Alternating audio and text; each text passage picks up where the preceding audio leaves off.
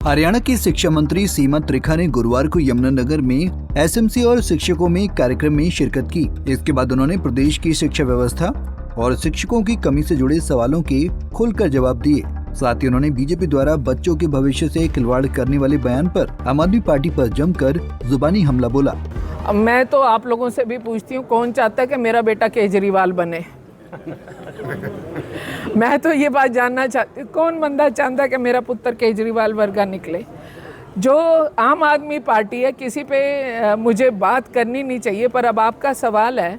आम आदमी पार्टी का जन्म एक संत के मंच पर हुआ, अन्ना हजारे जी के मंच पर, संस्कारों के मंच से इसका उद्गम स्थान है, पर इसका अंतिम पड़ाव जो है कारागार है। तो ये संस्कार से कारागार तक की पार्टी है, तो इसके विषय में क्या बोलना। वहीं उन्होंने नई शिक्षा नीति से जुड़े सवाल पर कहा कि कुछ जगहों पर ये नीति लागू हो चुकी है और कई जगहों पर लागू होनी बाकी है। बदलाव होने में थोड़ा समय लगता है। सीमा त्रिखा ने कहा कि बच्चों को स्कूल लाने ले जाने के लिए बसों का भी प्रबंध किया जा रहा है। इसके अलावा प्रदेश में शिक्षकों की कमी को लेकर उन्होंने कहा कि 22 जिलों में 14,500 स्कूल हैं। इतने स्कूलों में शिक्षकों की संख्या उसी हिसाब से होनी चाहिए। सरकार हरियाणा कौशल रोजगार निगम और अन्य माध्यमों से शिक्षकों की कमी को पूरा कर रही है। जल्द ही शिक्षकों की कमी को दूर कर दिया जाएगा। शिक्षा नीति लागू कर रहे हैं हम, और कुछ जगह लागू हो भी चुकी है, क्योंकि मेरे पास हायर एजुकेशन भी है।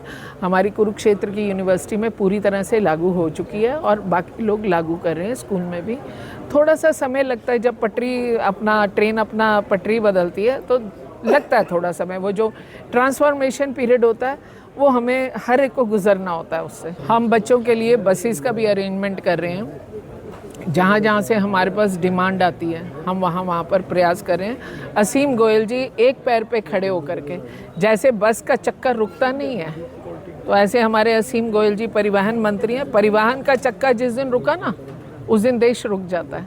और ये जो है ना, असीम गोयल जी ने साबित किया, वो लगातार कहीं आवाज़ लगती है वो जाते हैं और जो डिमांड होती है वहाँ पूरी करती है। भाजपा भविष्य बच्चों के भविष्य से खेल रही है और उनको अंधकार में फेंक रही है, वो क्या कांग्रेस में आरोप लगाने वाले का नाम बोले?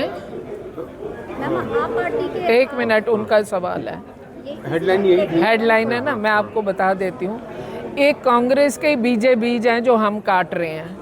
4 लाख नकली स्टूडेंट की भर्ती कांग्रेस के शासन में हुई है, जिसका कोई डाटा नहीं है, कोई रिकॉर्ड नहीं है, जिसकी सीबीआई इंक्वायरी चल रही है। तो वो छज्ज ने क्या मेना देना किसी को?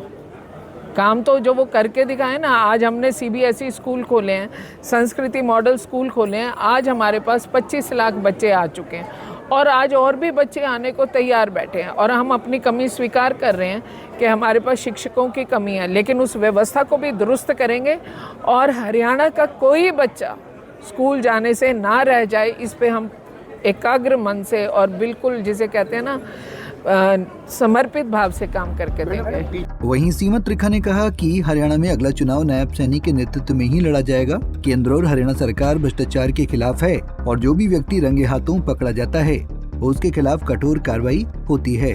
यमुनानगर से सुरेंद्र मेहता, पंजाब केसरी टीवी। हमसे जुड़े रहने के लिए हमारे YouTube चैनल को सब्सक्राइब करें और नई वीडियो की नोटिफिकेशन के लिए बेल आइकॉन को दबाएं।